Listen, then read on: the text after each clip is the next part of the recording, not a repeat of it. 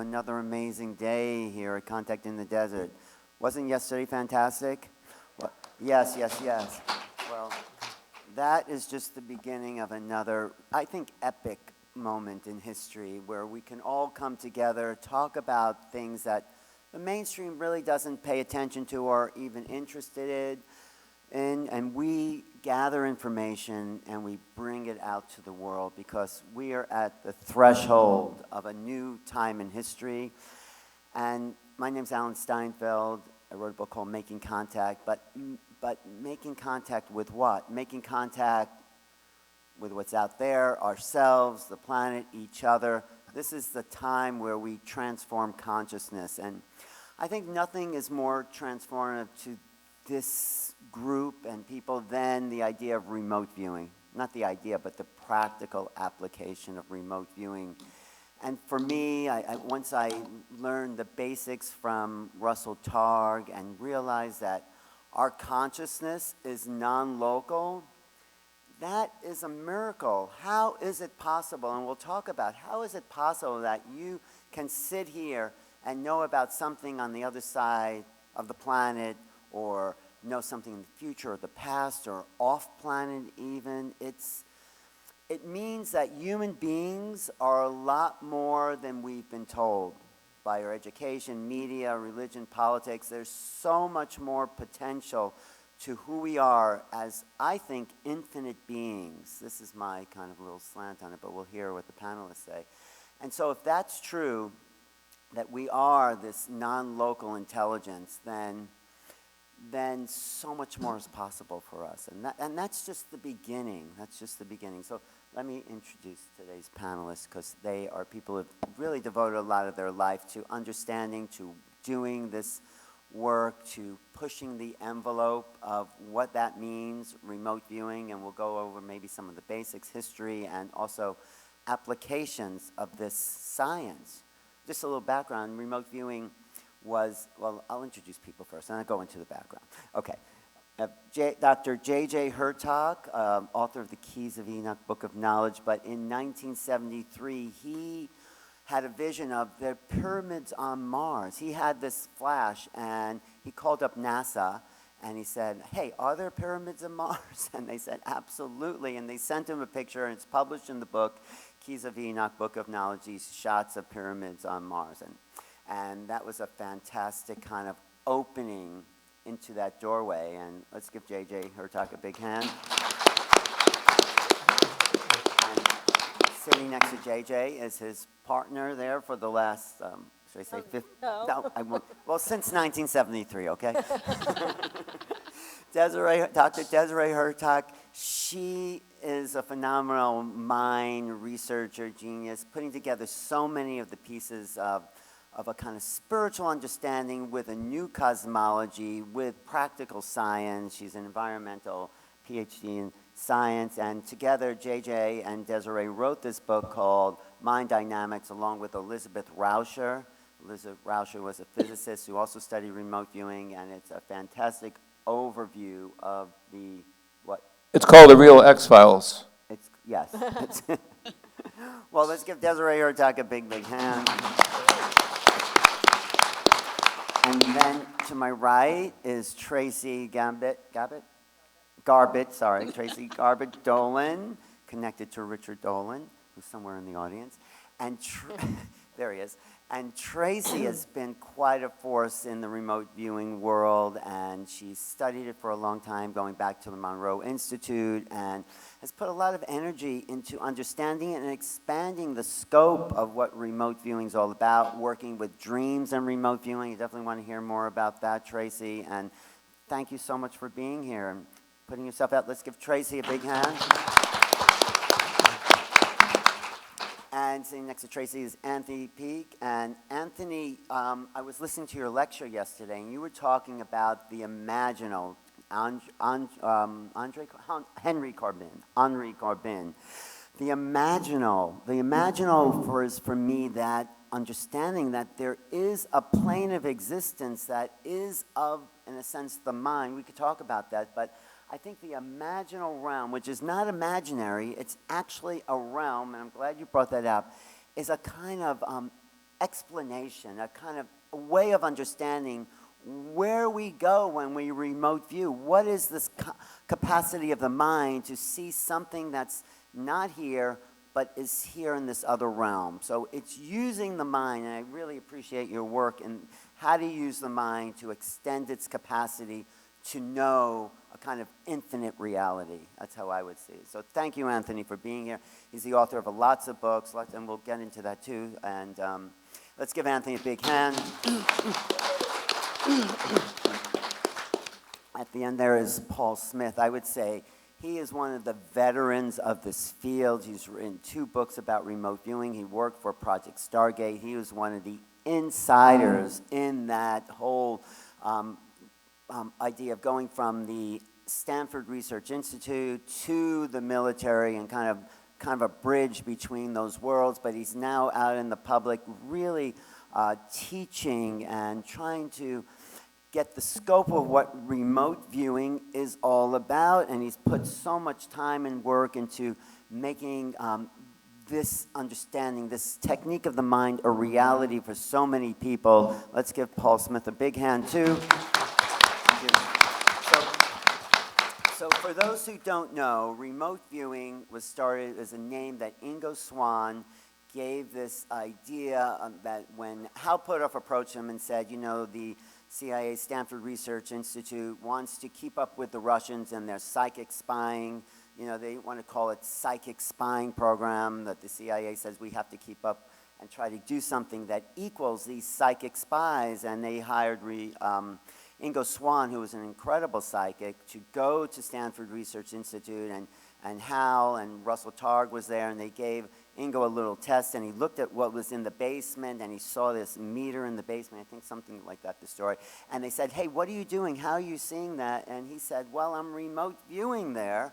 And that was a lot better name than psychic spying for the CIA and Stanford Research Institute. So Ingo Swann, who lived in New York, was a great artist, kind of birthed the movement along with Hal Puthoff and Russell Targ. So, and now if you Google remote viewing, there's probably 5 million mentions or more on Google about that. So it's become a cultural phenomena.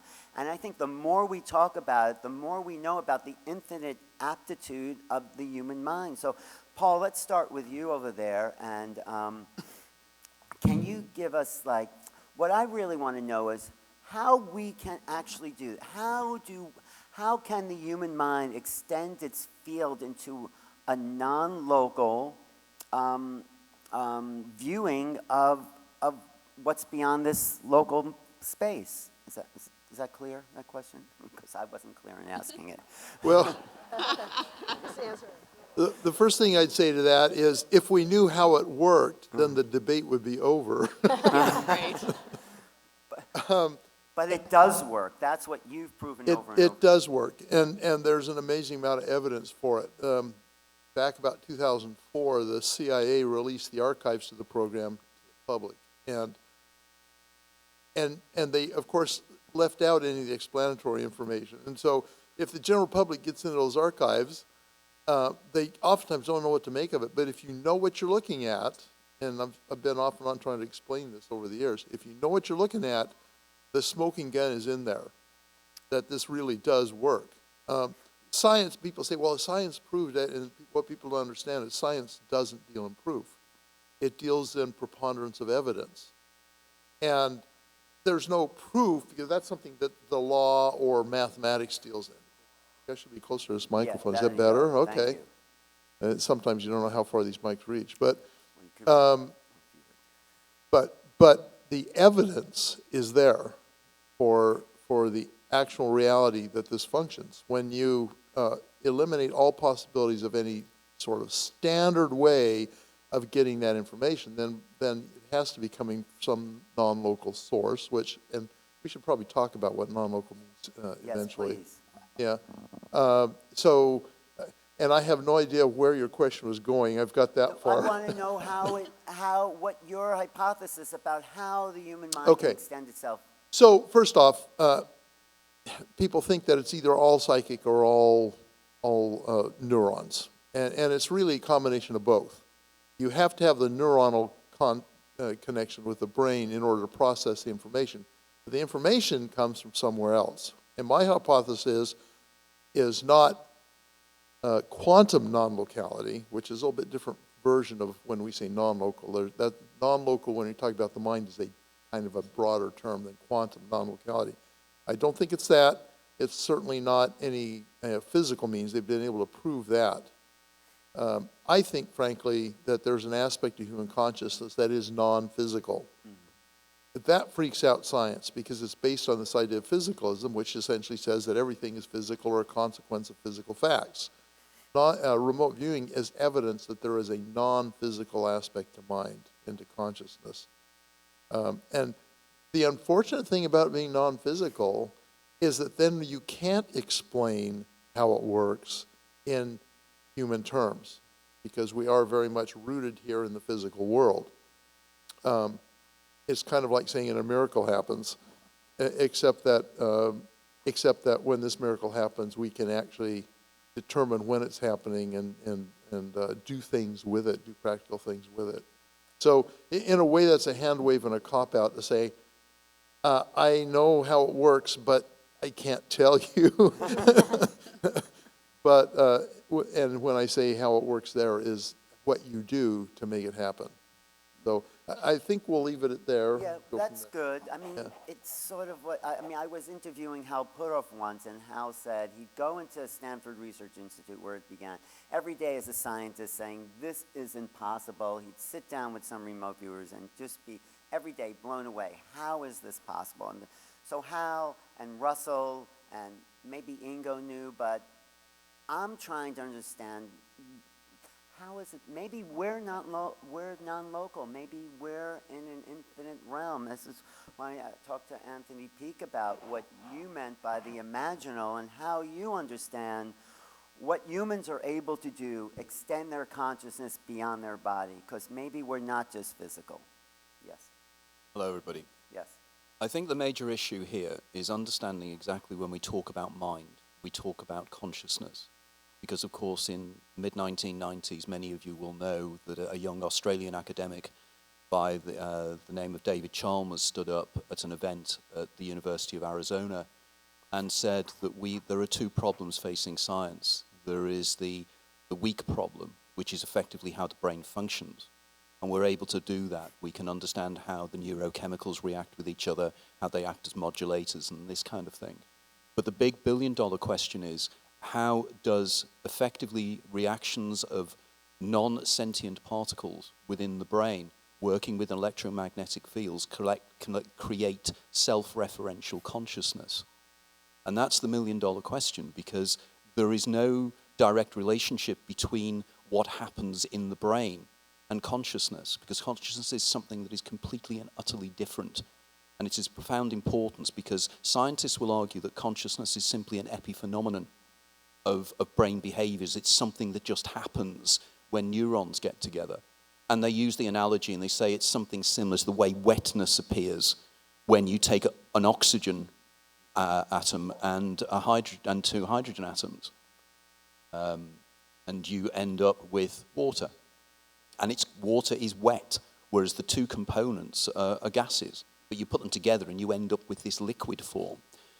But we can vaguely understand that kind of as an epiphenomenon. But every individual in this room knows that you are a thinking consciousness inside your brain. You are observing this reality, but you never interface with that reality in any concrete form. So the question is, A, what is external reality anyway? And B, how does the brain process that information? And then we get the fantastic things, where people can seem to remote view things that are not possible from their location on the planet, and they can see things. But I'm sure that my fellow panel members will agree with me here that the mystery here is that probably under these circumstances, people get about 80% of the information correct. But then there's that weird, normally, there's the weird 10 or 15% that doesn't make sense, that doesn't seem to be part of the external world, as if in some way the remote viewer is creating out of their anticipations what they're viewing, but within it is truths that they couldn't possibly understand. And these are huge challenges because these effectively are what generally are known as white crows. These are the things that don't fit in with our present scientific paradigm, but are self-evidently real. And it is through the white crows that we can move into a new paradigm of science. When science acknowledges these things happen, instead of just pretending because your science can't explain it, therefore it doesn't happen, is bad science. And I'll make a final point here is the word empiricism and the word empirical is from experience. So effectively, when somebody experiences remote viewing, when they experience an out-of-body experience, lucid dreaming, all these things, they know it's real. So there's no question, empirically, these things are real. And it's bad science to just ignore them. Because this is something we might be missing, a really powerful way of understanding the true nature of reality. Thank you. That's good. Thank you. So, Tracy, I know you've been practicing and you're an excellent remote viewer. Can you describe what you need to do to get out of the way, in a sense, to tune into a target? So remote viewing is there's a target someone has, sometimes it's known, sometimes it's not known. And the remote viewer extends their mind somehow to perceive a target in the envelope, or maybe someone's at a location. And how do you do it? What's the practical application? Can I just Yes. Please. comment on Yes, what please, Anthony please. said? So something that fascinates me is that with what you're saying, the brain is also indicating that there is something unusual going on. Mm-hmm. And one amazing place that we see this, because I've kind of taken some of my research into dreams, is in lucid dreaming. And what we see with lucid dreaming is if you look at the brainwave states that the brain is producing, so going from a beta awake state down to a delta sleep state, where your brain oscillations are moving very, very slowly. Can you hear me okay? Okay. Your parts of your brain are going offline when you're in this delta sleep. You know, your prefrontal cortex is going offline. Your visual cortex, your occipital cortex, your visual system is going offline in delta. But what's interesting is when people enter into a lucid dream, all of a sudden you have entered from this low offline state, and your brain, through EEG and brain scans, is showing all of a sudden that it has brain waves that are higher and more active than my beta awake state of me talking to you right now. So there's this interesting pathway through our sleep.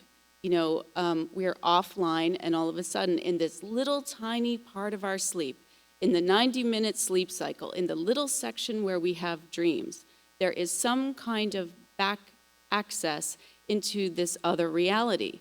People could call this fantasy, but what's, you know, so interesting about it is the brain is showing us not only are the oscillations faster than awake, but also the visual part of our brain is back online, the prefrontal cortex, decision-making is back online, and this is in your sleep. And so what it tells us is this particular state has more in common as far as what our brain is telling us with our awake state than our sleep state. So this is this super incredible mystery of the brain, and I feel like it's one of those clues that it's giving us. And experts in this area are, you know, really leaning into calling it a hybrid state of consciousness. They cannot really find a home for this. And I think it just adds to the mystery of everything that we're talking about. But it's just another example of the brain is actually showing us that it would seem that we are entering into this other hybrid area. So I just want to add that to what you were saying. That's that, you know, excellent. That's really explains so a lot. sorry to divert there, No, but no, but yeah, what about the part of the brain that Kit Green and Gary Nolan identified as the putnam and the being caudate more putamen? yes, being more developed in remote viewers and Yeah, I abductees, mean, I don't know how I could really comment any more on that, but I mean, I'm fascinated by that. I'm fascinated by Gary Nolan's research, and I want to see where that goes. But what Alan's talking about is they found in the people that they were studying that these particular subjects who either had contact experiences or were highly intuitive, high-functioning people had additional connections in this area of the brain against the control. Yes. They actually saw that under, I guess, what, an EKG or something, whatever, I'm not some sure. kind of brain scan. There's this part of the brain that was overly developed in abductees and remote viewers. Remote viewers and people who'd come in contact, with It's Kraft, interesting. and I think there were a few other people in that category. Yes, But yes. it's I'm really excited to see how that develops. You know, where else he goes with that. And I think prior to that, they didn't really know what that part of the brain was really doing. Right. And so they've come to realize and feel that I don't think they could say for absolute certain, but it seems to be correlated with intuition. Right. You know, so they're looking at it as that. So maybe we're greater than we know and have this capacity to tap into the quantum field, as Joe Dispenza talks about. But okay, and then we'll get back to how you do it. We'll come back Oh, around. yeah, no and, problem. And maybe talk Problem. to everyone about that. So over here to my left is Dr. Hertog, and he wrote a book with Russell Targ called The End of Suffering. I just want to tie that into what Tracy just said. So there's a part of the brain that sort of goes offline. I think that's the personality. And And that book was illustrated by Ingo Swann. And the cover of the book, I don't have, but you can see it at our table. Ingo sees a cosmic egg in the universe representing the human mind. And in that cosmic egg, there's a whirling galaxy, which means consciousness is beyond space-time. It deals with a whole reevaluation that cannot be explained by quantum physics. This is something that Elizabeth Rauscher indicated. She wrote over 450 scientific papers, probably the most elegant and sophisticated female physicist. And what we're saying is this is a whole new game, recognizing that classical physics and quantum physics cannot explain. In fact, John Stapp at the UC Berkeley, who was the most eminent thinker in neurophysics for many decades, has said that the apparatus of the human brain cannot explain this whole reality of how the mind works globally, instantly, non-locally. So we're dealing with really something that is as significant as the splitting of the atom. The fact that we are working with a mind that is local as well as non-local at the same time. Exactly. One thing I was going to say, based on what Tracy said about certain parts of the brain shutting off, I feel it's the personality that you can't run the program of personality and be the omniscient observer. So there's a cartoon in that book, The End of Suffering. A guy is sitting at the bar, yelling at the bartender, saying, probably a little drunk, saying, "Hey, pal, you have no idea who I think I am." And he loves that. And that's what's in the way. That's personality. Part of ourselves is blocking these incredible signals that are coming to us all the time. Would you say that's true, Tracy? She says absolutely. We are in our own way, I mean, most of the time, right? We're in our own way. So Desiree, what's that?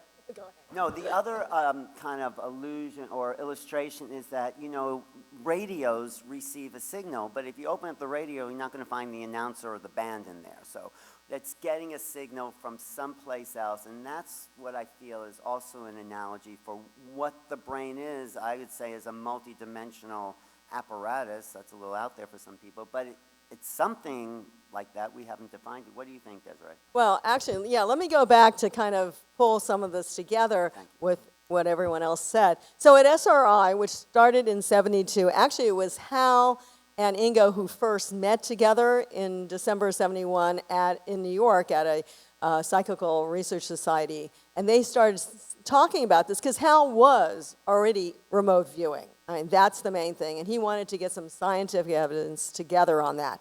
So Hal pulled in his colleague at SRI, which was Russell Targ. But they started pulling in other people once they got the funding, mostly from the CIA. And we can talk more about all that as well.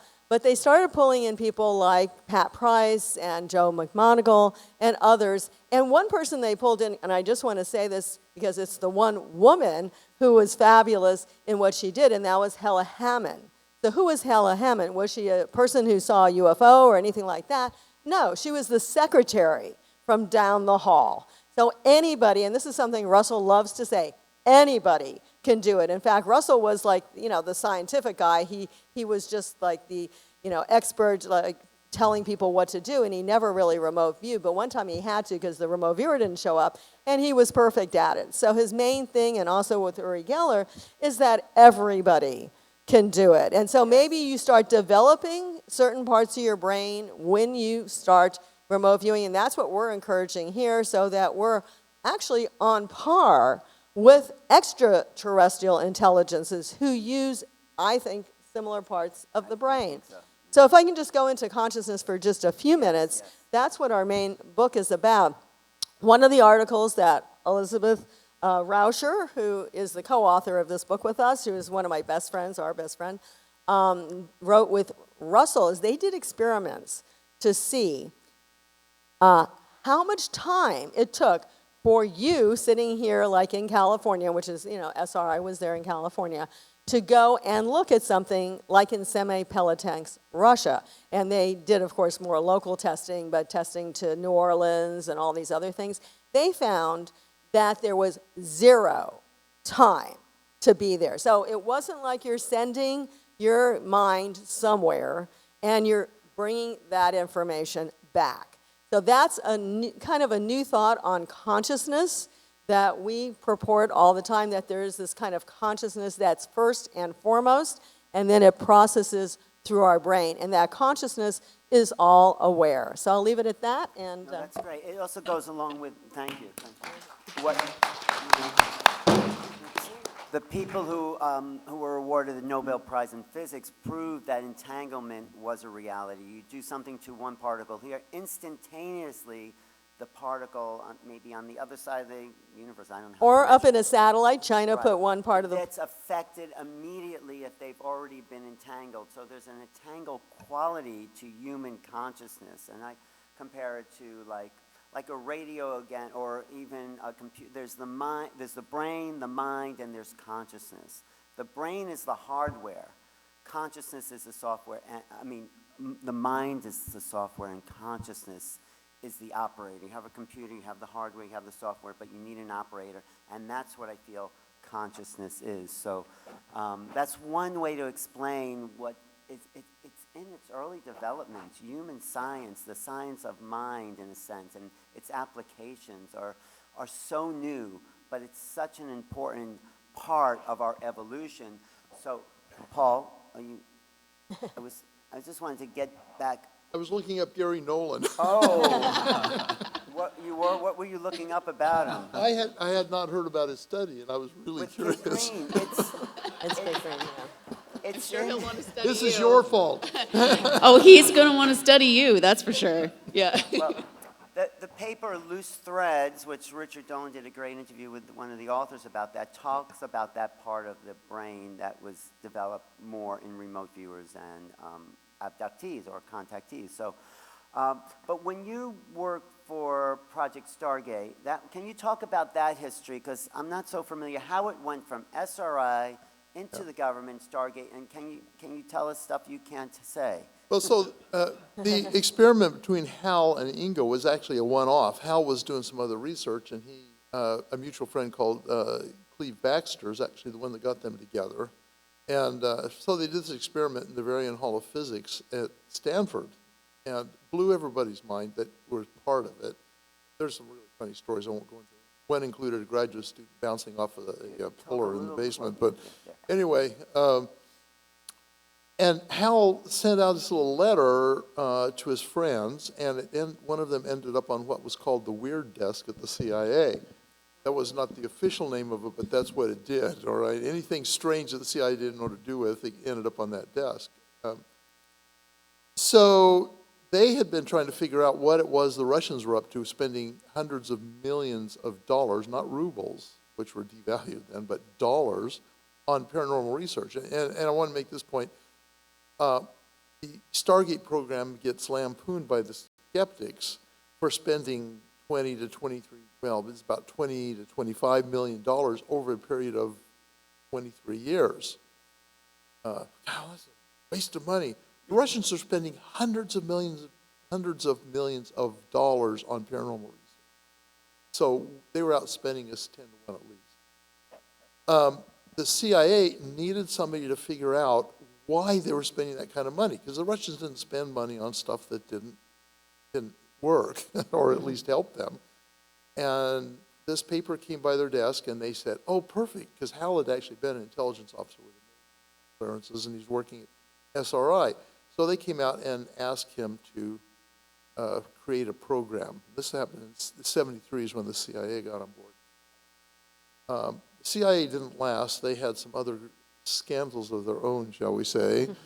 And the Air Force took over, and then the Army and the Defense Intelligence Agency. DIA is essentially the CIA, but for the military service. Frankly, I think they're better controlled. So anyway, and then they, of course, did it from there. And I think that's answered half your question. What was the other half? I didn't get. No, I want to know, well, the Stargate program went from the Yes. SRI into internal. Gotcha. And so that's how it didn't go from SRI, because SRI always had they handled the research part of it. But the CIA got interested at the very beginning, and then the military became interested, and then the CIA was forced to get out of it, and the military continued on. And thank goodness, because it never would have seen the light of day ultimately involved. So that's how the transition happened. So Right. the Stargate was what, a total internal kind of workings for it? No, there was a line item in the federal budget, classified portion of the budget, obviously, but there was a line item in the federal budget that funded Stargate for much of its existence. One thing people should know is Stargate was a later name for it, because it was called that when it was declassified. That's become the name. And how'd you get in there? How'd you find your way to that program? You know, at the time, this is 1983, I had never put the words remote and viewing together. I had no clue any of this existed. And I was on Fort Meade doing a Mideast analyst job, and my next door neighbor and my across the street neighbor, Skip Atwater and Tom McNair, knocked on my door. And they said, and I apologize for people out there who heard my story, but I know there's a No, lot it's that okay. haven't. I haven't heard. They said, Paul, we think you might be good at what we do. I said, well, what do you do? And they said, we can't tell you. And so I said, okay, how do I know? They said, well, we're going to give you some psychology tests, and if you score where you think you are, we'll read you on. Now, what I didn't know is they had a new contract with SRI to train. Ingo and Hal would be the trainers. And I didn't know they were doing, of course, I didn't know anything about these guys, other than that we were friends. And they were looking for candidates to participate in this training.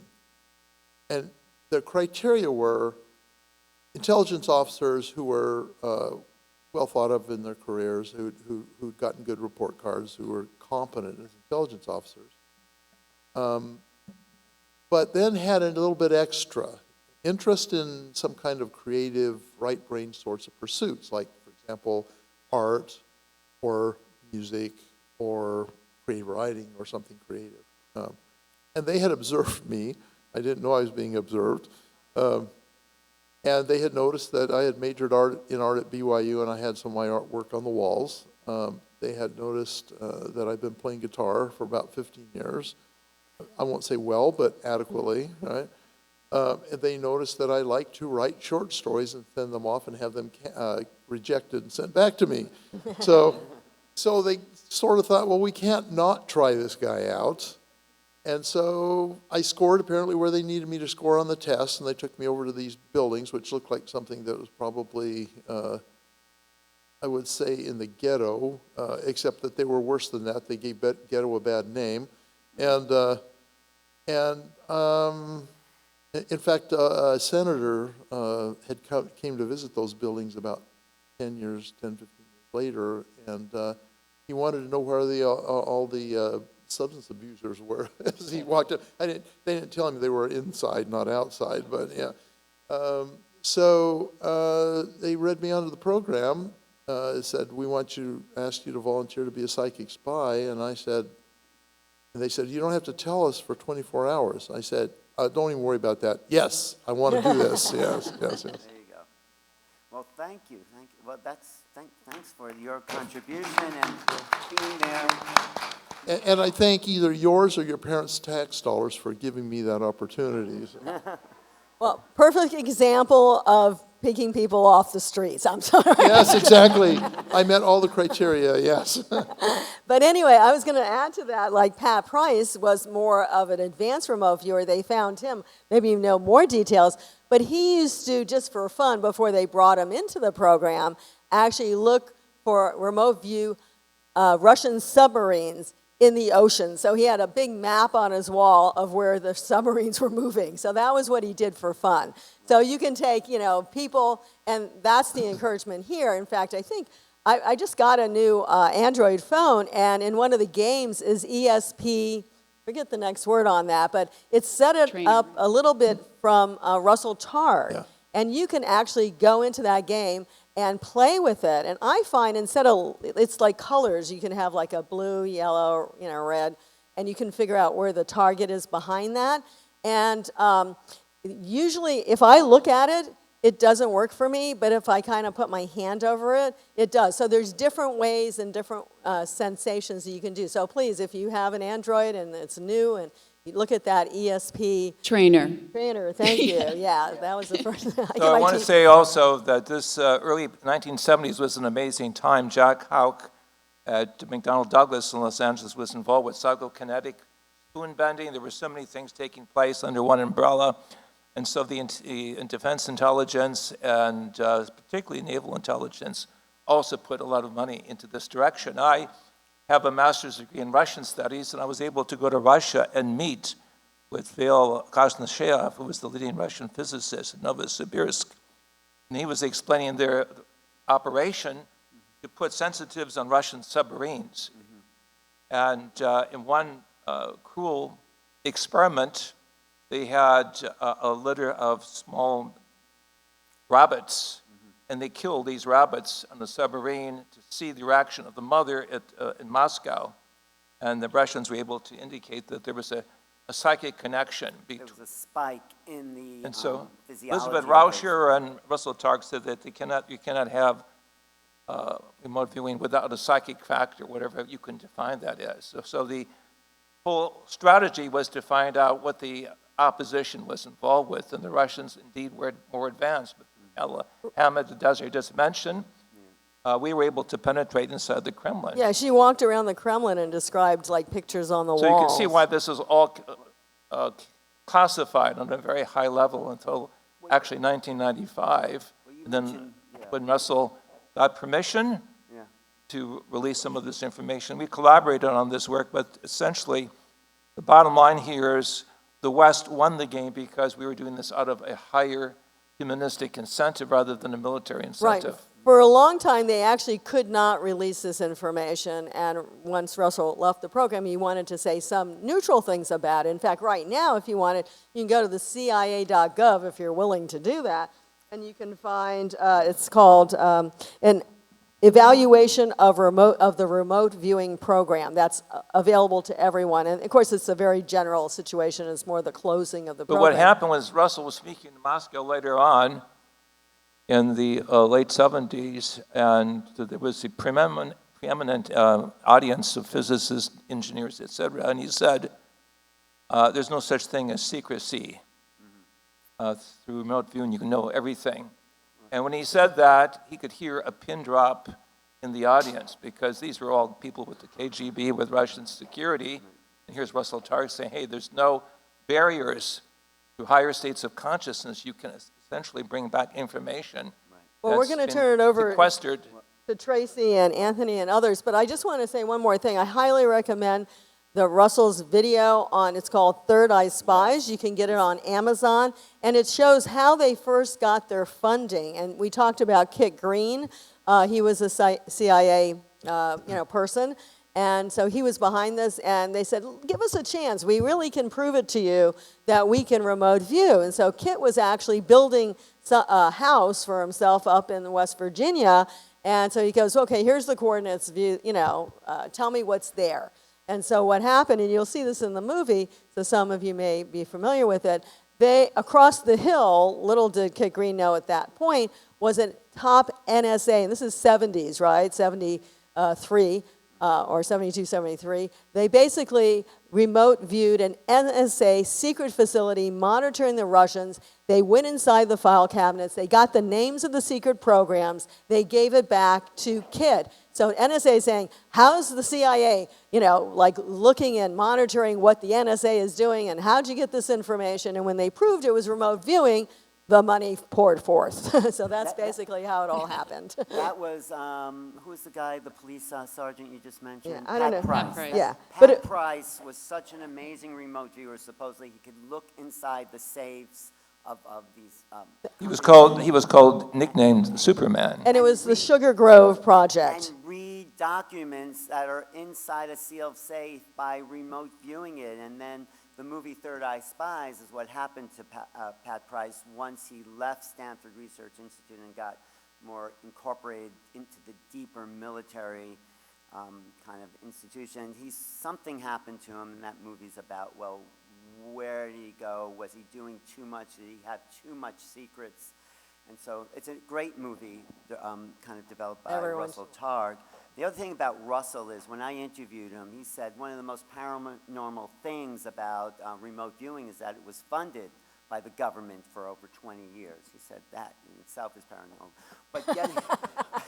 But getting back to Ingo, who really was the father of this, he said at the end of his life, because I knew him in New York, he said he wished he would have been known more as a painter and an artist than as a remote viewer, which talks about the creative side of remote viewing that Paul talked about, and this part of us that in creativity is tapped into the other realm. That's why I want to talk to you, Anthony, and this whole realm, what we said earlier, the imaginal, and talk about that doorway into this other aspect of the mind. Well, it's one of the most fascinating areas. Now, I work very closely with a lot of individuals involved in out-of-body experiences, remote viewing, Speak a little closer to the mic. Sorry. Yeah, I work with a lot of people in the UK who, and in fact internationally, who experience remote viewing, experience lucid dreaming and out-of-body experiences. And I wrote a book around about 12 years ago now on the out-of-body experience, and I reviewed a lot of the work of Ingo Swann and various other people. And somebody contacted me after I'd written this book because I was suggesting that what is happening here is almost that you're moving in what Charles McCreery called the intrasomatic experience. That is that you're internally creating your expectations of what an external place is like, and you populate it with your expectations, and then something seems to fill in the additional information that you need. And I was arguing that very much it's an internally generated thing. And I was contacted directly by a guy called Graham Nichols. And some of you may know of Graham's work. Graham is a really phenomenal trainer in out-of-body experiences. And he said, to an extent, Anthony, you're right, but to an extent you're wrong, and I can prove it because of my own experiences. And one of the experiences that Graham described to me, which he's described in his books, and I've interviewed him a few times on this, is absolutely extraordinary. And this particular event shows that there are kind of parallel universes that we impinge upon, not only in terms of perceiving what is happening now, but perceiving what is about to happen in the future. And I'll give you one incredible example, which still I find extraordinary, is that back in December 1999, Graham was doing a training course. And while he was at the training course, he had the audience in front of him, a group of people, and he felt his knees buckle. And he found himself collapsing to the floor. And the next second, he's in a totally different place, and he's in the middle of a jungle. And he said he starts walking forward in the jungle, and he could feel the heat on his arms. And he steps out, he parted the plants, and he stepped out, and he was standing in the corner of Soho in London, in Old Compton Street and Wardour Street. And he's standing in the corner, and he's going, what's happening? Where am I? And he told me that a child ran past, and he felt the displacement of the air as the child ran past. And he looked down, I think it's Old Compton Street, to see an explosion taking place halfway down the street. And people were staggering out covered in blood. There'd been a terrorist attack. Now, while he's doing this, he can hear the people in the lecture theatre calling to him, saying, "Graham, are you okay?" So they're obviously standing over him, trying to bring him to. The next thing, he has a sensation of rising up out of his body, and he's back in the lecture theatre. And the first thing he turns around and says is, there's going to be a terrorist attack in London. And he described the exact location. 5 days later, there was a bomb attack on a pub called the Admiral Duncan, which killed about 3 or 4 people. It was a nail bomb attack. Now, Graham has at least 4 or 5 people who signed affidavits from that to say that they witnessed Graham making this prediction. Now, this is extraordinary because it means not only was Graham locating himself in another location, but he was viewing something from the future, which he was then able to bring back into the past and then describe in detail. Now, it's interesting again that Graham, when he explained to me how he started doing this. Now, I've mentioned that many members of the audience have what's called hypnagogic or hypnopompic experiences. That is, just before you go to sleep at night, you will see details and visions, and you will see heads in profile moving around, or you'll hear voices in your head. When you go to sleep, that's hypnagogia. When you wake up in the morning, it's hypnopompia. And I argue that this is the kind of liminal state whereby everyday consciousness can access these other realities that impinge upon ourselves. And we know neurologically from the brain states, when you're in these states, there is a particular EEG take place.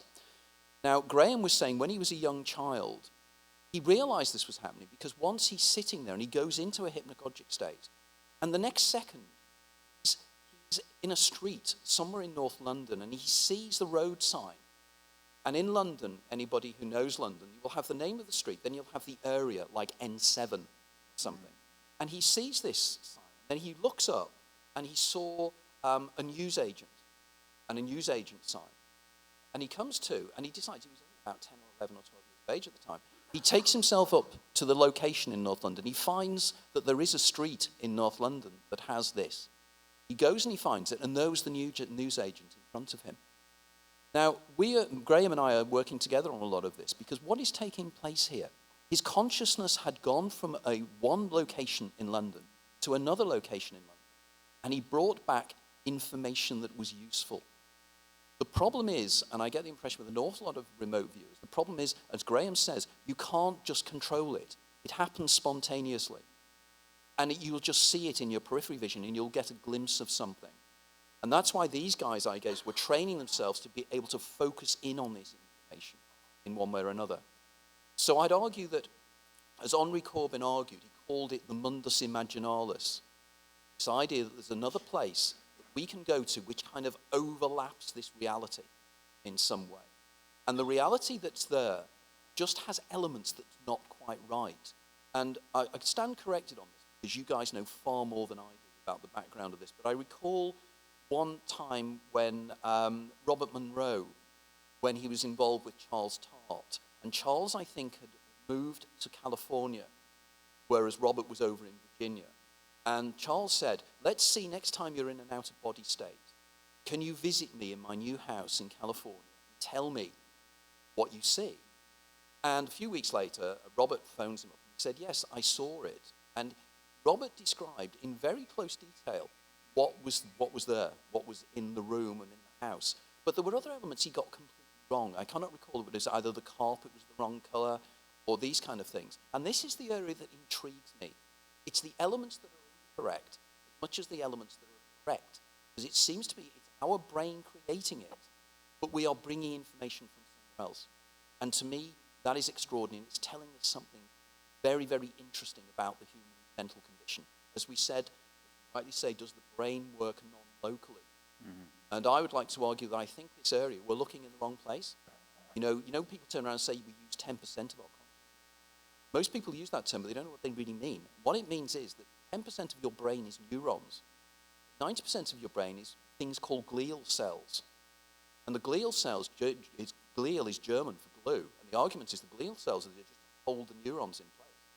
But the reality is, it seems, there's been recent research done, and there's something called a calcium wave, which goes through the brain and works non-locally. which means instantaneously the brain communicates across space and time. And I think it's the glial cells that probably are going to be responsible in some way to remote viewing, out-of-body experiences, near-death experiences, and all these other things. That's the area I'm really fascinated with. Really very interesting work. Thank you, that's excellent research. Do you want to comment on that? But also, Tracy, can you also talk about, maybe people don't know, the difference between remote viewing, out-of-body, near-death, difference, I mean, a little bit, because there is a distinction between out-of-body and remote viewing. Sure. Oh, Go- please. I just want to mention as a footnote to what the terrorist action that you described so eloquently, Dr. Porch, Desiree, and I were involved with situations of trying to see scenarios of terrorism in the Middle East. And we were quite successful in neutralizing this. It was the ability to link minds together to form a psychic television screen. The collective consciousness more powerful in remote viewing than singular consciousness. That is very interesting. It's true. Yes. And we can talk with Paul about that later, about the teams. But we'll come back. Let me Yeah. just hear from Tracy. There's some interesting convolutions to that. But All right, but let's Tracy. get some clarification from Tracy. Okay, and anyone can feel free to add to this from your perspective. But from my perspective, a difference with out-of-body, for example, versus remote viewing, at least through my experience. When you're remote viewing, at least for me, there's an awareness that you maintain of your body. You are aware of this reality, and a part of your mind is letting go, and it's, some people will loosely use the word biolocate. I try to generally stay away from those words, but a part of your consciousness is aware somewhere else, but you are still very aware of this reality of you sitting at the table. In an out-of-body experience, at least for myself, I am no longer aware of this body sitting here. My consciousness is somewhere else, and I'm identifying from that perspective as opposed to a split perspective. So for me, that is the distinction in my experience of out-of-body versus, what you would experience in remote viewing. Would you agree with that? yeah, I think that gets down to it. It's an experiential thing. And of course, since we can't measure any of these Yeah, things, right, right. it's purely out of experience. I have an actual article about this on my blog. You can get to the blog through rviewer.com, my website. I call it out of body or out of your mind. And a lot of people get confused. They think remote viewing and out of body are kind of the same thing. And they're not. They may be opposite ends of a spectrum, where in one case you're totally experiencing the actual location, where on the other end you're experiencing the location, but you're also aware of being in it and taking note sketches. And there's no really other way of teasing these two apart, kinds of exchanges apart, other than how it feels. Well, and to some degree, the kind of results you produce. If you're doing out of body, then when you come back, there's no evidence that you're actually out of body. It's certainly the experience that you are. But when you come back, whatever that means, then you have to put down whatever you experience from memory. For remote viewing, it's actually an ongoing process, and so you don't actually have, if you're doing it right, you don't have to remember anything because you're making an ongoing record of it as you process it. Right, so you have your motor skills, you're actually writing, whereas with an out-of-body, you would not be able to do that, yeah, so. Right. And it talks about this infinite capacity. We're just trying to understand now about what the mind is, what consciousness is. Consciousness is the key word these days. It sort of replaced God. What do you think of consciousness? And there's validity to it because consciousness needs to be rarefied, defined, further defined and expanded as not just a label for something, but going into the separate aspects of what is consciousness, how is it an application, not just a thing, Every time I have a discussion with Deepak Chopra, he says, it's all consciousness. He said, Deepak, what's the application of that consciousness? How do we use it? And And you know that we'll even get into how remote viewing has been used to see what these crafts are like by the government, but you have something to say before that. Right, yeah. So just talking about remote viewing and precognition, as Alan and we know, when we visit Russell, his favorite thing right now, and he probably would have shared that with you had he been in a better space, but was the fact that he one time had like a lucid dream, and then within 24 hours, it materialized for him in the material realm. And he's trying to figure out how far in advance he can experience precognition. Now, he's famous for his silver medal experiment, which means that they had they will say dabbled in the silver market, and they had remote viewers who, in this case, were experienced ones, and they wanted to know if the silver market was going to go up or down. And they bet on it. They use money, real money. Now, he will tell you it's probably not the way to do it. He made, I think, over $10,000, or even more. I can't remember the exact amount. And so they would look at things, well, they would talk to the remote viewer, like, do you see a pancake or an ice cream cone? Or they wouldn't even say what it was. What do you see about the silver market? But the pancake was for the market going up, and the ice cream cone for the market going down. It was on the desk of their broker. And he said, oh, more people see the pancake, so it must be going up. So the broker would put all the money on the market going up. It's actually the opposite, but that's okay. Opposite. Ice cream is up, pancake is down, but that's okay. It's the same idea. So yes, the idea is that they made money off of it. Now, in addition to that, University of Colorado, Boulder, also did a similar experiment using 10 remote viewers, all amateur, and they did it on the stock market. And when you put the 10 people together in terms of the average of what they saw, whether it was going to go up or down, depending on what they should sell or buy, they were 100% accurate. You can look that up, University of Colorado. And I have to butt in here as a proud dad. It was my son Christopher that did that study. He was the really? lead researcher, yeah. Wait, So, yeah. We'll talk about that a little more, Paul. Talk about the study, expand on that. Well, Desiree's pretty well summarized it.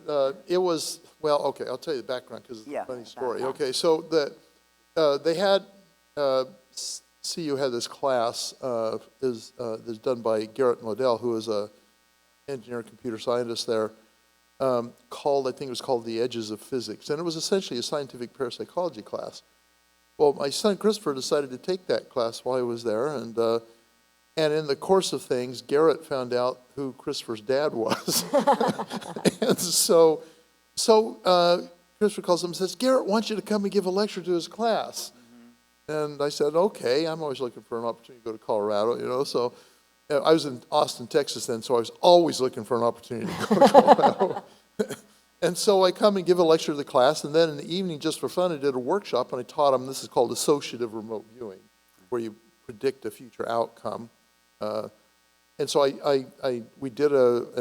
taught them how to do it and gave them an ARV target, which is a basketball game, and we came out statistically significantly correct on the game. And then they had to have these school projects, class projects at the end of the thing, and they were usually individual, but Christopher said, why don't we do a class ARV project instead? And so they got the students to participate, they set it up, and there was a dot-com millionaire who was auditing the class because he wanted to learn statistics, or at least how they used it in this environment. And that guy said, I'll tell you what, I'll kick 10K into this. If you lose the money, I won't bill you for it. But if you make money, I get the proceeds. And so that gave them more incentive, right? And they set it up, and they did it exactly as Desiree described, 100% correct predictions. What were their proceeds? Well, so they netted, or they grossed 26K. All right. So they more than doubled it. And that was, what were the years again? I can't, The year? more or less, yeah, 80s, 90s, I forget. No, it was 2000. 2000. Yeah, it was I want to say it's about 15 years ago, maybe, something like that. Yeah. Anyway, they grossed 26K, so they added 16. But here's the crazy thing. Because the guy who invested the money, he got so excited with how it was going up and up and up that he violated the protocol. And the last trade, he did something different. He held on to it. The protocol says you have to sell when you say you're going to sell, right? And he he kept on because the market continued to go up, and then it crashed. And it would have been around 35K that they grossed, but he couldn't sell it fast enough to preserve that profit, and so they ended up with 26. It's I still- would not recommend doing this, but still, it's an interesting thing. I just want to say a couple of things also more, is that you can also see it in the past. There was a remote viewer at SRI that actually looked at an area in California that he was supposed to target, and he saw this like water tank. Well, when you went there was no water tank. But when they did the history research on it, that was the exact spot where there had been, in the past, a water tank. So you can go back in time. Of course, there's Project Looking Glass and things like that people talk about. And I also want to just say my own personal experience, and it was more of a lucid dream. I had this dream. I had a secretary her name was Lila, and she was fine. Everything was great. And I had this dream. It said, someone called on the phone. They said, Lila doesn't work here anymore. And I'm going like, why does Lila not work here anymore? She's great. Well, within 9 months, her husband got cancer, and he made her stop working. So at the time, no one knew that, and she didn't know that she was not going to be working there, but I foresaw that. So it's amazing. Those kind of things you have to act on, realize, and, it all kind of is part of that. I think the main thing, and what I want to say, is that once you know that this works, you can then start using it in everything. And Elizabeth used to remote view the food store. When I said, Elizabeth, what do you want for dinner? She would remote view the food store. Remote view and say, how am I going to feel if I go to that restaurant? You remote view yourself in the future. Will it be good? Will it be nice? And listen to find your keys, intuition. right? And find your keys. Wait, I think Paul had something to add to that. Did you want to I add? just wanted to say that sheds a whole new light on blue light specials, doesn't it? Yeah.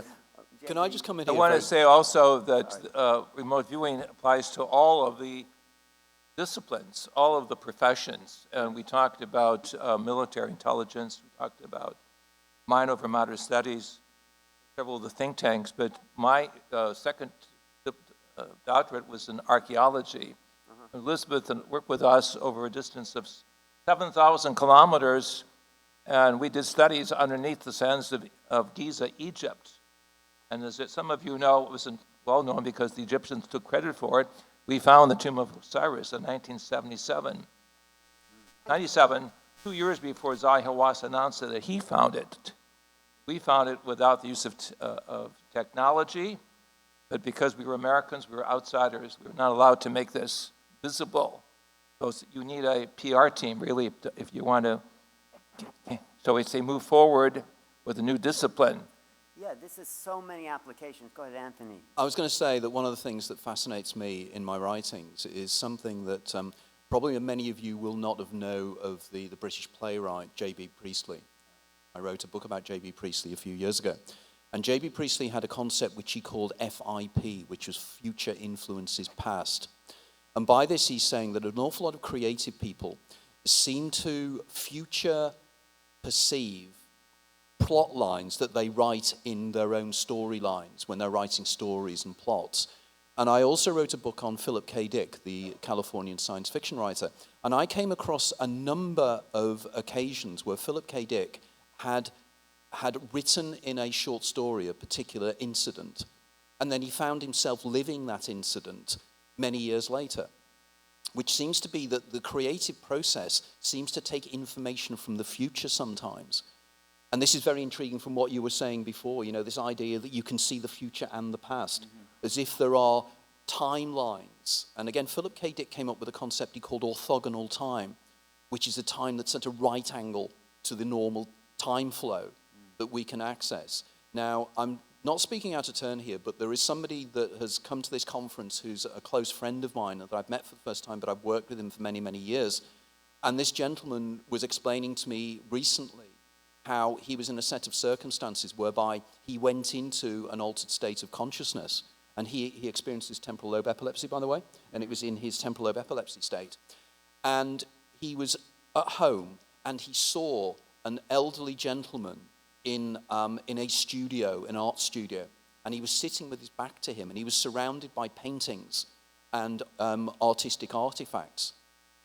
And it was only many years later, he was sitting in his studio, because he's now a top artist and a creator, and he's sitting in the studio, and he realized that what he was seeing he realized that his younger self would be viewing him in the studio. And that is extremely strange, isn't it? The idea he sees himself in the future in a set of circumstances at that time he could not possibly imagine. Now, of course, there is the argument, isn't it, that that's an anecdote, and the plural of anecdote is not proof. But he knows that happened. Yeah. And it is extremely interesting, isn't it, that how the mind can pick up information from so many places, but it's training ourselves to do it, and that's what these guys are doing extraordinarily well, I think. Thank you, Anthony. So, yeah.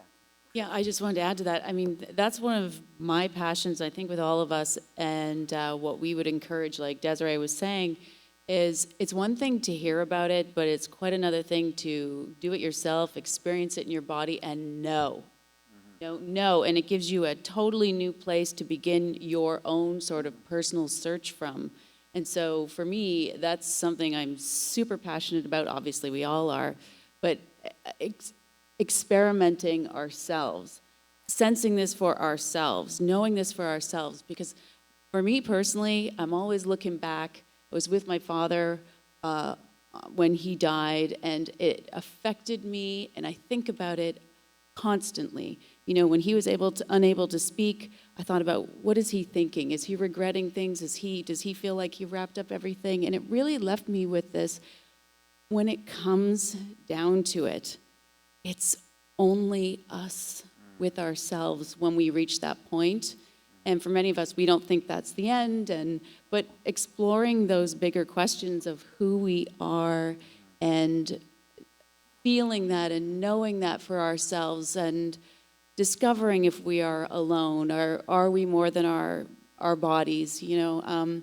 For me, that is what it is all about, the self-experiment. And I think it's one of the sweet joys of life, touching into the magical of what we really are. So it's just sort of, I think, the spirit of what brings us all here, spirit of why we are talking about remote viewing and these different disciplines. Beautifully said, I think. Yes, thank you, Tracy. I, Yeah, Paul, yes. actually, I'd like to, what you said was awesome. Okay, so, but it ties in interestingly with a strategy that Hal and Russell used at SRI. They'd get these scientists and reporters coming in, and all of them were dubious about what was going on at SRI.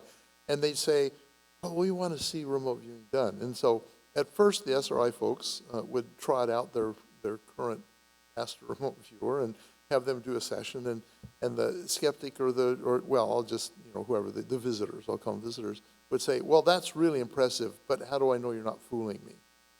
And there's this thing in remote viewing called the first time effect, which is the first time you try remote viewing, very often you have a dramatic success. About 80% of the time you have a really good success. And so Alan and Russell were talking, he said, we got the first time effect thing.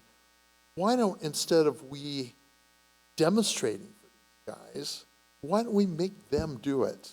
Yeah. And so the visitors would come in, they'd say, okay, we want to see remote viewing done. And Hal or Russell would say, well, have a seat at the table, here's some paper, here's a pen. We'll get our outbound team together. That's when they were doing what they call the outbound process. And the visitor would say, well, what? I can't do this. And they said, sure you can, you'll do great, right? Yeah. And they did, and it was absolutely persuasive. They had much less pushback when because these people knew, what they didn't know, and when they didn't know it.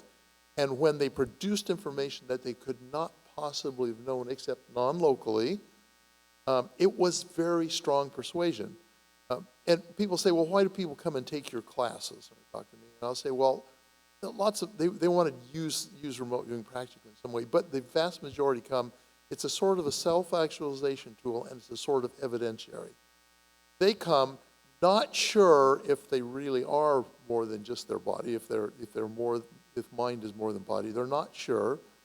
They sit down, they have a successful remote viewing attempt, and you just see their eyes get big, and they start to almost glow. They are so excited. They have just now done something that obviously shows that they are far more than just what science says they are. And that's very rewarding, and it follows that phenomenon you're talking about. Remote viewing is like a gateway to your own infinite mind, your own eternal nature. And it's amazing it came out of the CIA that they actually developed this Okay. spiritual Yeah. tool. The CIA just piggybacks. Yeah, they just funded Yeah. it. It's really Ingo, Russell, and Hal, who are all kind of still, well, Ingo, of course, passed away, but the other two are really still in the field in many, many ways. So I just want to say a few things now. How's the best way to start developing it yourself? I always say the best thing to do is when someone's calling you, and Alan and I do this really easily, when someone's calling you, before you look to see who's calling you, think of who you think it is, and no intellectual overlays around it. What comes to your mind? Russell said to me, what's that surprise, when he was teaching me, what surprising new thing pops into your head? Because you're out of the way, and that's the first time effect. So Tracy, talk about how you do it, how Okay, do you prepare and I was yourself? going to say, Alan's going to introduce all of us to doing We'll it do a tonight, little too. practice remote viewing here, but how do you do it, Tracy? How do you prepare and tell people? Well, I don't do you do I don't remote actually viewing? teach it. When But you're doing it, though. Well, it depends what I'm doing it for. Oh. So, but as far as technique to prepare, Yeah. yeah, I definitely think there's something to that. So for me, there's a little bit of a ritual. I think there's a big component of whatever you do to give your mind permission to let go.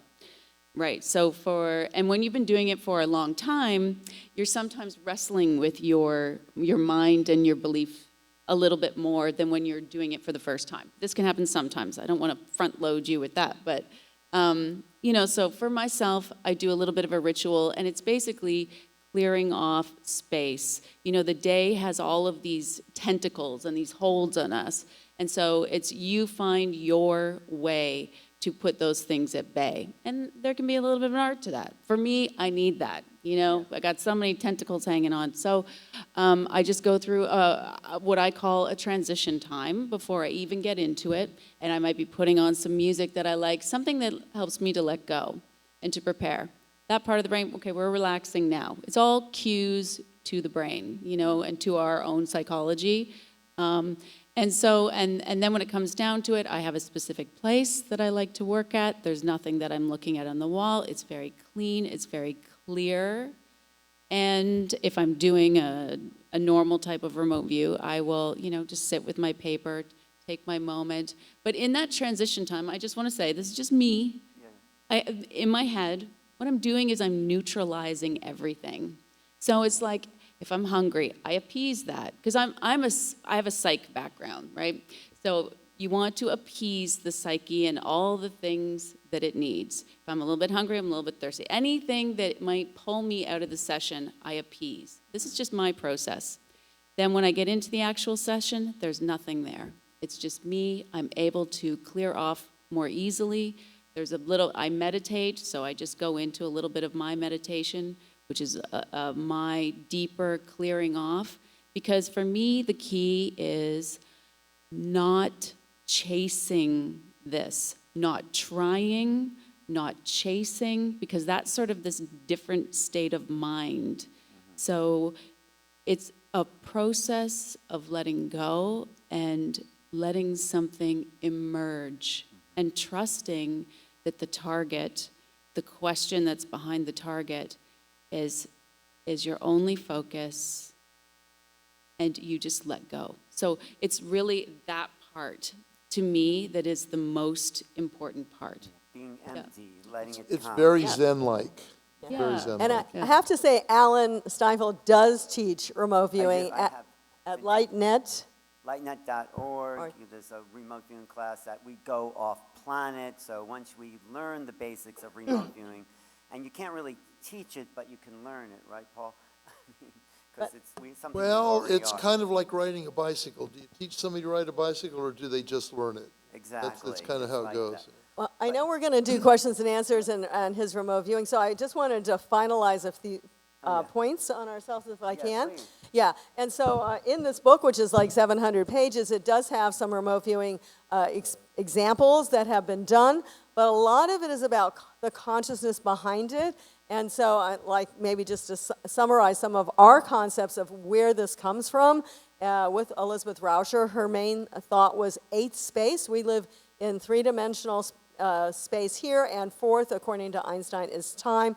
She would double that. She would say eighth space is where you can know past, present, and future. She called it like eighth dimensional space, which is where really everything and various points of the whole universe and other universes and other dimensions will come together. And so there was something called the Blue Brain Project out of Zurich, Switzerland at the Technikon University, and they say that our mind can function in more than four-dimensional space. ETs, we believe, for the most part, not all of them, of course, function in at least fifth-dimensional space. We can meet them peer-to-peer if we develop who we truly are. Right, remote viewing is a preparation for ET conversations, very important. And a lot of our work behind the scenes was actual telepathic communication with the ETs, who happen to operate really in certain areas of our planet, warning us against environmental issues. Right. I mean, if consciousness is non-local, which is what we're talking about, then maybe who's ever out there is also part of that non-local consciousness, and I think we can make contact that way by extending the power of our minds to these ships.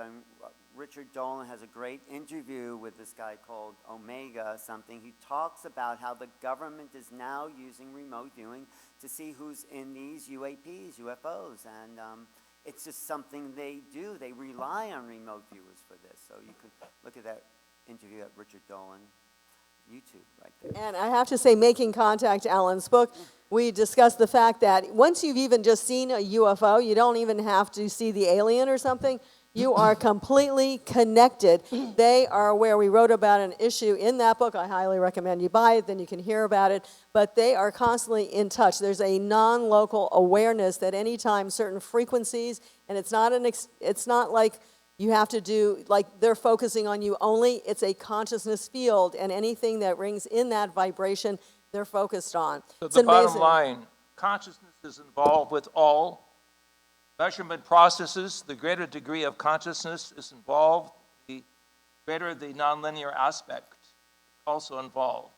Consciousness can affect micro as well as macroscopic fields of selected phenomena. So you have the ability not only to see objects, but things in motion between objects, Right. or to say it philosophically, being in between being and becoming. Yeah. So it's a step up into a global consciousness that's involved here. And they also know if you're remote viewing an ET, let's say in this interview Richard did, the ETs themselves are aware that someone's remote viewing them. So consciousness has an effect, like quantum physics says. If you're looking at something, you're affecting it. But I just want to go back to Paul Smith and say, talk about the collective elements, like where there's a group of people remote viewing an object and how that works. So when you're doing intelligence collection using remote viewing, always run into the problem is you don't know whether you're on or not until you get some kind of feedback at the end. Oftentimes we never got feedback because we were not able to exploit the information in such a way and find out what the Russians really were up to. Sometimes it did work and we got some amazing results. But our general tool is what we called consensus analysis, where you would have a group of remote, not a group, you'd have them do it individually, but the information would be brought together, right?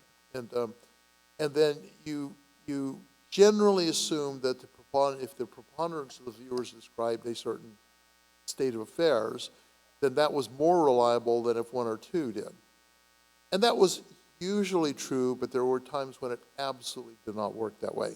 It turned out that the minority view was actually the correct one, and the majority described the wrong thing or something completely wrong. And so you have to watch out for that. And the reason is a thing we call telepathic overlay. The problem is that sometimes one of the viewers, or maybe even the project manager who had a strong opinion about the target, would telepathically hijack the process. And so you'd end up with a bunch of the viewers going with that very strong psychic signal and essentially drink the Kool-Aid on that particular session and describe what the bias was of the project manager or the tasker or one of the more powerful viewers. And you get completely let off. And so we always tried to also privilege the minority views, and in fact, the entire intelligence world does this. The CIA learned that sometimes the analyst who had the apparently the one view that was off, oftentimes turned out to be correct. And so we also use that. So you have to be careful. Consensus is the best tool you have to verify accuracy in a situation where you don't know the bottom line. But it can also go astray. So you kind of watch that. Thanks for saying that. Should we do a little experiment? Desiree wants to do this experiment. Because okay, and we'll use Tracy's technique of just getting empty. So so I have something in my pocket. It's not really remote viewing. I have something in my left pocket. So close your eyes. Close your eyes. Close your eyes and just get empty. Before you think of anything, just get empty. So take a breath in. Come on, breathe in. And breathe out. Blow it all out. Take another breath in. Blow it out. One more breath. Take it in. And out. And now you're empty. So extend your consciousness to my left pocket and see what you get. Let it come to you. Let the image. It's great if you can draw it instead of just think it or write down a description. Don't name it. This naming is the left brain. Just see, how would you describe this? What texture, shape, color, feel to it? An immediate thing. Don't guess. Let it come.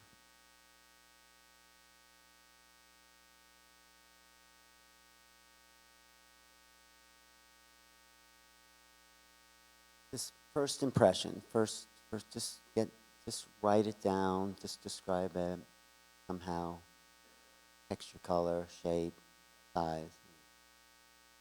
What comes to you? As Russell said to me, what unexpected thing pops into your mind?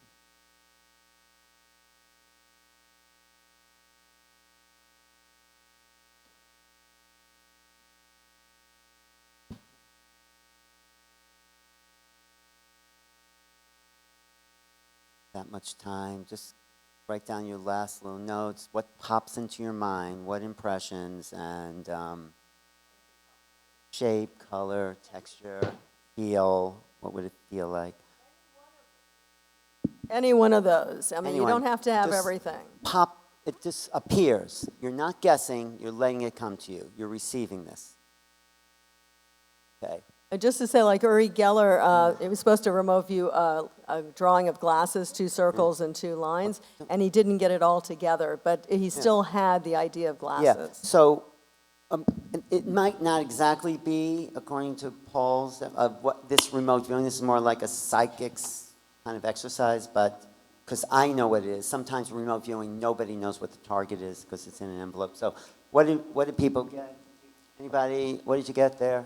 A red and white candy cane. A red and white candy cane? You see, don't name it. When you name it candy cane, you're making it into a thing, and the idea is to get away from defining reality because, Yeah, as you we got say, a spiral though, right? You got a spiral. So just say a spiral. reality is not defined. Okay, anybody else want to share? Metal, long and thin with red. With red. Okay, anybody else have a, yeah, okay. Okay, now Yes, a spiral, something that screws and it's smooth. smooth screw thing. Okay, and you back there, go ahead, just shout out. A sphere.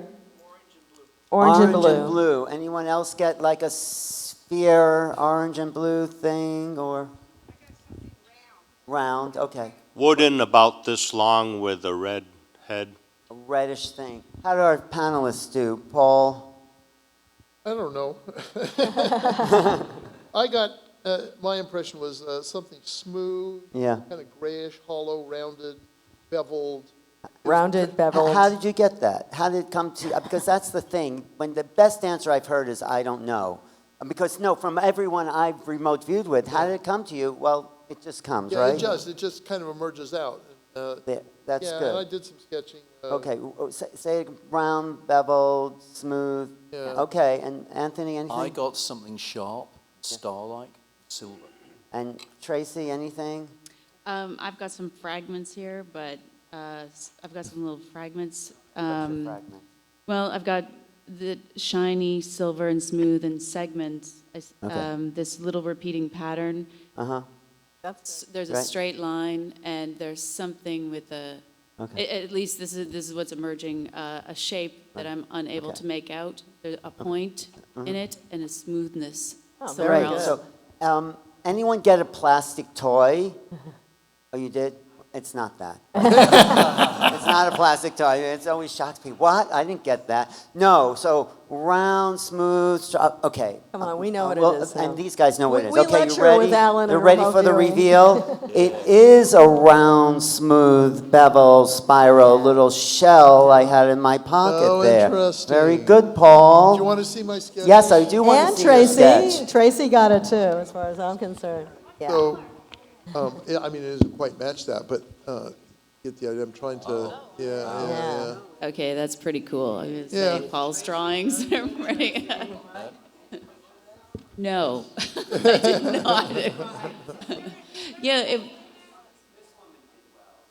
awesome. Oh, well, don't break it.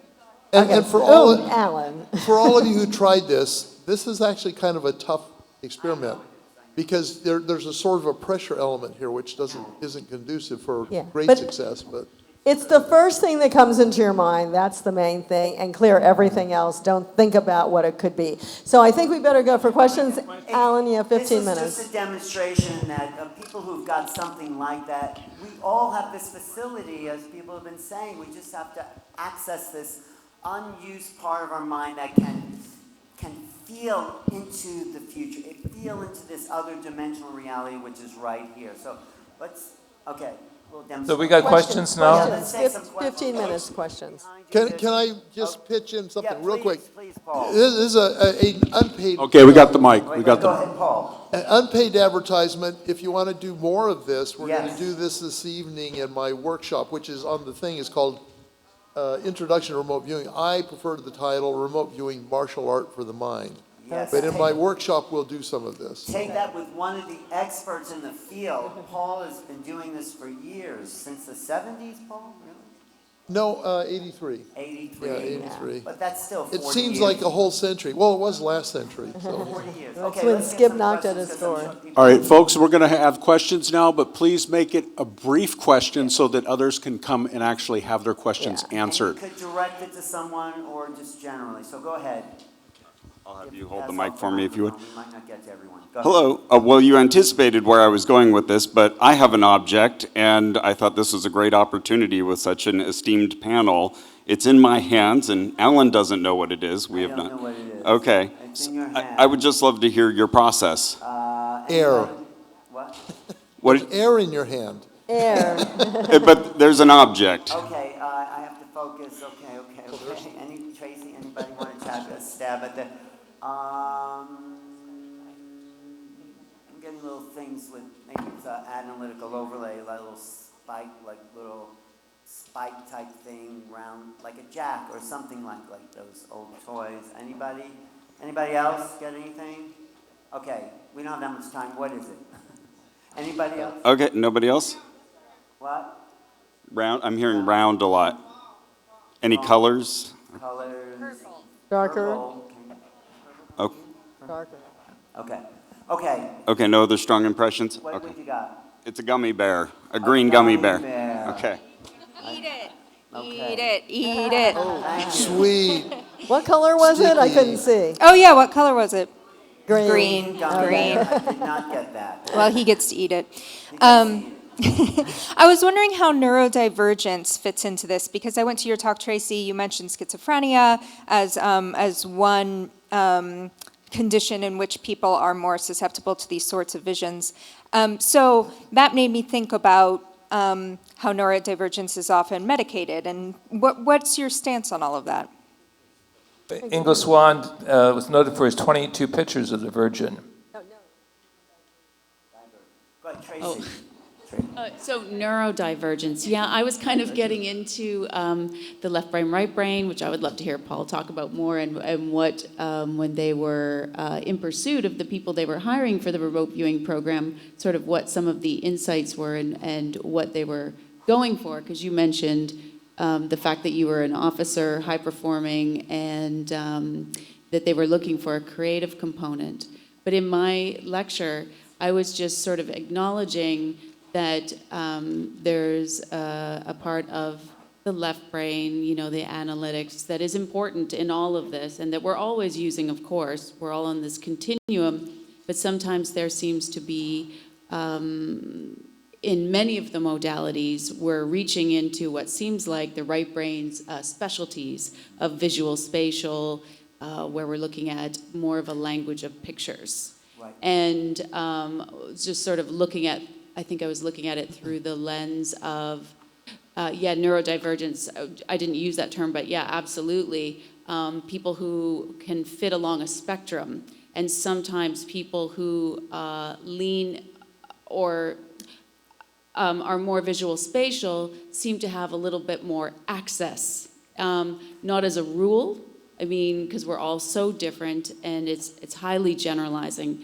But when you're going down the sort of more visual spatial, I feel, this is just my own analogy and my own thinking about it, but it's almost like one way to just play with it for fun is if the right brain visual spatial was our supercomputer, and that people who are, and we all have it, everybody's got it, people who are very strong on the left analytical, it's almost like, to me, they have a strong, robust operating system that is helping them deal with this sort of left brain focused world. Yeah. Whereas people, like I'm very visual spatial, so I'm always thinking about this because it's always been difficult to sort of fit into the left brain world that's very linear in school, in university, and all of those. It's a high struggle for a lot of people like artists. So I'm always thinking about this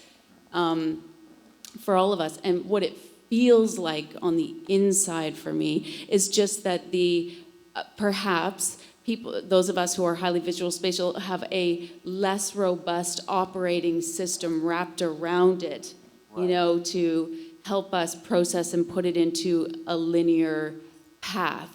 So, you know, I spent a lifetime thinking this was a problem with me, and but realizing when there were people there to help me, who I did find, we sometimes have this access that just pops out of nowhere, right? Yeah. We're walking around and we might have what we, you know, we'll give it different names, but we might have a vision or an overlay, or you know, we're having intuitions, we're seeing little pieces of the future.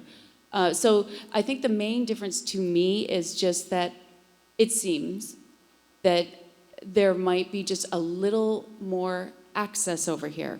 But I think it's really, really important in how our left brain interacts with that.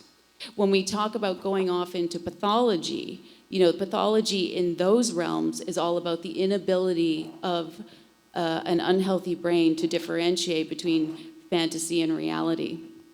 So in my research, it's really important to understand the spectrum. You know, I'm always looking at the spectrum. And, but I do think that a lot of these, you know, people who are using the words neurodivergent are usually because we're feeling it. You know, something's happening to us. It feels a little bit different. We feel like we don't fit in, but it is access, I think, that just might be a little closer to the surface at times. I agree. It's like, this is not a left brain skill. It's not something you're saying. It's more this abstract realm you're tapping into. That's why you don't want to name the object, because then you think, oh, this is what it is. Your left brain always wants to know what it is. And the right brain says, no. Let's apprehend something instead of comprehending. Okay, next question. Can I just come in very quickly, please, yes. very quickly here? Yes, one of the things that I've written about in the past is something I call the Huxleyan spectrum. Huxleyan? The Huxleyan spectrum. Okay, yes. So in other words, it's using the ideas of Aldous Huxley. Yeah. And what I argue in the Huxleyan spectrum is that there is, and it's discussing neurodiversity, it is the idea that the doors of perception become more open with certain neurological backgrounds, and I would argue that people who experience classic migraine, people who experience temporal lobe epilepsy, moving into schizophrenia, moving into autism, Alzheimer's, all these things, these are all opening the doors of perception in specific ways. And I think it's very important that the individuals that experience these particular altered states of consciousness, these are the guys that are really opening the doors of perception, as far as my research is telling me. Yeah, that's an excellent. Okay, I have so to add- I gotta jump in go here ahead. too. So in terms of remote viewing, here's the issue. One of the biggest problems in remote viewing between being able to do it sort of and being able to do it well is being able to discriminate between mental noise, which is all the racket that's always going on in our heads all the time, and the signal, whatever that is, that's coming in.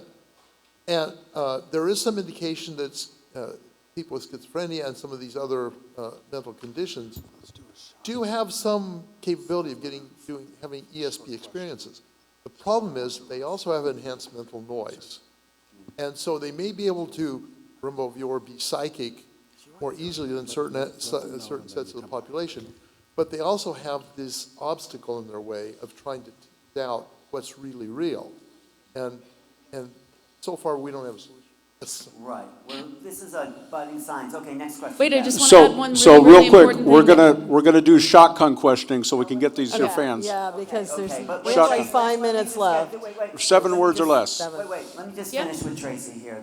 I just want to add that every single thing that you just mentioned, Anthony, I'm really looking into gamma brainwaves as we talked about. Every single one of those shows surges of gamma.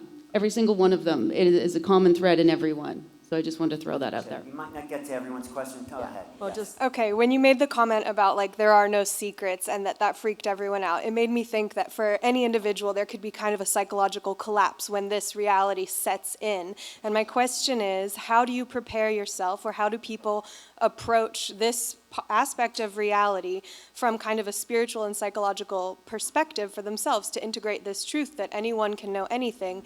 And also, is there a correlation between developing personal integrity and truth within yourself and access to remote viewing? Very good question. The Native Americans, Shavantes in South America, Hopis in North America, put an energy of light around their body so they can filter negative situations and preserve their spiritual integrity. So, again, this goes back to the higher tradition of the mystics, genuine mystics.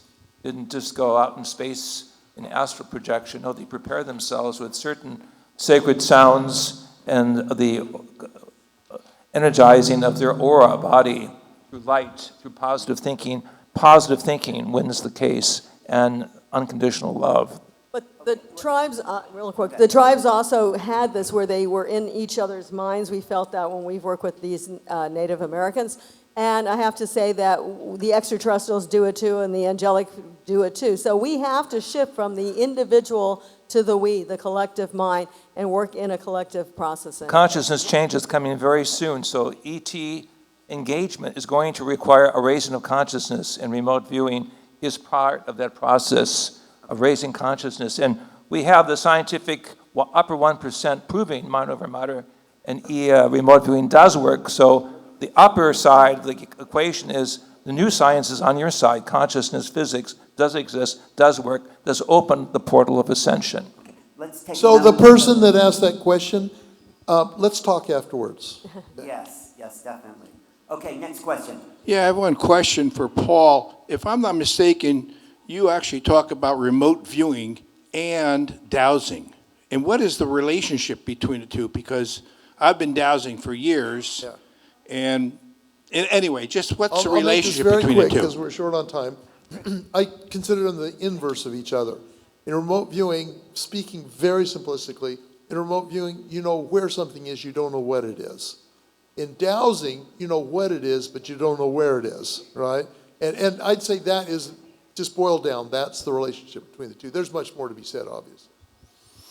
Hi, I am an abductee and an intuitive. In 2010, I used my abilities to work with the CIA and the FBI to stop major terrorist attacks in New York and Washington, D.C. Yay. And I did all of those things that you all were talking about. I knew the date, I knew the location, I knew where the terrorist cell camp was outside Montreal.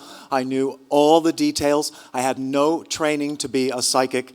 And what happened after these incidents was that the men in black demanded to see me. I thought they were the FBI. And the reason I'm sharing this is because they asked very specific questions. Who are they? Where do you get your information? How do you call them in? How many, all of this. And so what I get from that very clearly, and in my experiences afterwards, because I didn't know at the time that I had been an abductee or that that's where I was getting my information, but it seems very clear to me that this is where I got all that information, is from good alien races that were helping me to do this. And then I also want to add that I had already also drunk a lot of ayahuasca, and I want to bring that into the equation. And then I have also, and that I also, from the very beginning, I never trusted just myself and always worked with teams. I have always consulted with other psychics, so I just wanted to confirm all of these things as part of the process. Thank you so much for that. Thank you. And Alan and I have known each other for 20 years, so thank you for letting me, to confirm this. I'm going public with all of this now, so thank you. There are many ETs here to help. Thank you. Okay, next question. Hi, thank you very much. So my question is that are we noticing that as mitochondrial health decreases and inflammation in the body is raising, are we noticing that there is problems kind of accessing some of these telepathies or these remote viewings, and it's a way in order to like control people and to also minimize that of our psychic abilities? Anybody want to answer that one? I don't think that research's been done, frankly. Maybe somebody here knows something, but you have to actually do research to correlate those variables, find out. And I know of no study that's. And if anything, I think there's like a space-time overlap happening from like the last question person who was answering that question, that there are energies here to help us, that they're actually augmenting our brains, and we're starting to work more in the understanding of these other dimensional realities, non-local realities, entanglement. And so I wouldn't say that it's limiting us. Maybe 5G has some limitations. That could be something on that. But for the most part, we can overcome all those realities by higher consciousness. We only have 5 minutes, so we might not get to everyone, but just a quick question to somebody, please.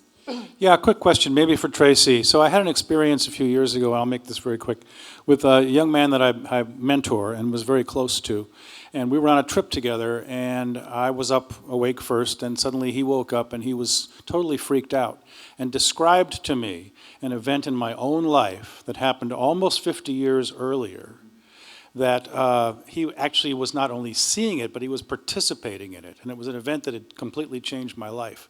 Now, would you say that that is an example of remote viewing, or is it perhaps, as you were also talking about, an out-of-body experience? Did he dream it? I was just curious. I think he did dream it. But he suddenly woke up, and there was a lot of other names of people that I knew and everything that he suddenly is writing down on a piece of paper and asking me about. It was a stunning experience, that one of the most unusual things that ever happened to me. That's a beautiful experience. This is kind of a situation where my tendency is to take away the labels, because I feel like we are tapping into something that's more than us, and we try to categorize everything to help ourselves understand it. But for me, it's all different methods, different roadways of tapping into that same place. So my tendency just to, I would love for anybody else who wants to comment on this, but I tend to take away the remote viewing. Yeah, it's like we think we can name things and label and make it like this is such a new field. There really aren't names for a lot of the specifics of it. JJ, you had a comment? Just a final comment. In summation, the physical universe does not exist independent of the thoughts of each individual. We construct ourselves, and we can construct each other as consciousness becomes aware of its greater power. So we're realizing that we are multidimensional beings. We are non-local multidimensional beings. And that's the great breakthrough at Stanford Research Institute. we are being prepared to be citizens of the universe. That's a theme for, okay, let's get both. These two are quick. Yeah, just do both questions and then we'll have someone answer. What's your Okay, question? Alan mentioned if you look at something, you're affecting it. Yes. So can you see the future or do you create it? What do you okay, guys? and then the next, that's good. And the next That's question too long. from That is the guy. question. Yeah. Go ahead. Thank you. What's the next? The question is, these experiences to me indicate that consciousness is primary and everything else is secondary, and that we are consciousness, and that's what allows these things to happen. And if we are consciousness, we can affect reality is my answer. So let's just do a wrap up here. Paul, I'm sorry, this has been a really quick class overview of what remote viewing is. It's such a deep subject. There's so many levels to it. I mean, Paul's put 40 years into this, and so is JJ and lots of other people. So this is a taste of what's possible for the human race. We're going to be clear. To know who we are, to know the future, and to map an aspect of consciousness that unites all of us because we all are connected in this field. So, Paul, talk about what's coming up for you and how to find you. Okay, so first off, today I'm doing my talk on alien consciousness at 2, and then I'm on the panel with George Nuri after that. I can't remember the name of it. And then I have my workshop this evening on remote viewing martial art for the mind. And I have copies of my book, The Essential Guide to Remote Viewing, available. I'm supposed to have a speaker table. I haven't found it yet. It's back So, in the speaker's table and back in those auditoriums. yeah, anyway, I'll have those afterwards. And you can, my website is rviewer.com. That's R-V-I-E-W-E-R, remote viewer without the emote. Okay, so rviewer.com. Thanks, Paul, for being here and all your amazing work and a real presence in the field. Okay, Anthony, how do people find you and what's coming up for you? Right, I feel very much I'm an interloper in this group in the sense that I've learned, like you guys have, an awful lot about remote viewing, so it's been an excellent discussion. In terms of myself, I'll be doing a number of panels tomorrow. I'll also be doing a workshop on my concept called the Damon Adel on Dyad, which actually relates to a lot of these things. And I'll be taking people through how you might be able to communicate with effectively your higher self, for want of a better term. And I'll be doing that tomorrow. And then I have an intensive on Monday where I'll be taking everybody through quantum mechanics, basics, right through to how quantum mechanics can be applied to our worldview. And what I'd say to anybody who comes along to that, I will guarantee I will give you sufficient information about quantum mechanics that when you can engage directly with the skeptics, when people turn around and say we are wrongly applying quantum mechanics. So if anybody's interested, that's what I'll be doing on Monday. I'm interested. I Yeah, want to that's take that. good. Thank you, Anthony, for being here. Thank you. Okay, Tracy. Okay, we have a table. My husband and I, Richard Dolan and I, have a table down if anyone wants to come and talk to us there. I have a workshop that is Sunday evening at, I think, 7:30, something like that. And where I'm going with all of this myself is an experiential place. So where, we can learn remote viewing and all these other things, but is there a way that we can connect into it every day? And for me, I'm kind of taking all of this and putting it into creating a dream study, using some of these protocols and things that we can learn through all the other modalities to have what I'm sort of calling loosely and for fun, our own holodeck that we can have working for us through the night. It knows every single thing about us. So how do we learn to prompt that? How do we learn to use that? It's something, I mean, we can do our remote view and everything else during the day, but it's kind of our building our own holodeck, building our own experiments, and seeing really amazing results that we can do on our own for free, and you don't have to be anybody special or feel like you have any psychic ability. So this is what my workshop's about. It's techniques and strategies to build experiments that I myself did on myself that yielded some pretty cool results. Right. So that's Sunday night. Sunday night, 7:30 with Tracy. Thank you, Tracy, for being here. And Dr. Hertog. So tomorrow at 2 in the afternoon in Inspiration Room, Desiree and I will go deeply into multidimensionality and contact experiences with the actual management upstairs that are preparing us for a quantum change. So our books, Mind Dynamics, The Real X-Files Study, Sound #1 on the Amazon, for acoustical, vibrational understandings. And the End of Suffering book that Dr. Ojeka wrote with Russell Tark about the consciousness behind it. So we are on a roller coaster, prepare for what we know is the next phase of after contact is made. And Thank so you. our table's been in the back, yeah. Thank you, JJ and Desiree Hertog.